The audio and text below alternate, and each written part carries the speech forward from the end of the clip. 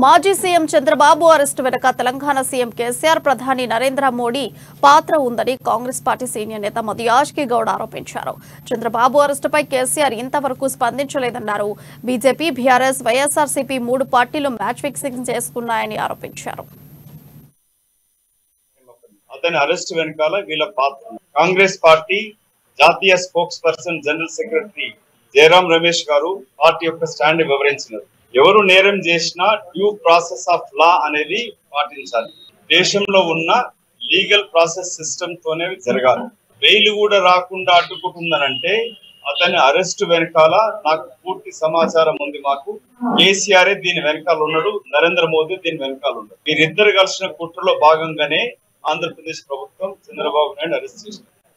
ఇక్కడ స్థానిక ఎమ్మెల్యే చేతులు కట్టుకొని ముసలి కన్నీరు గారుస్తా ఉన్నాడు. వాళ్ళ పార్టీ ముఖ్యమంత్రి మాత్రం నోరు వెదుపుతలేడు.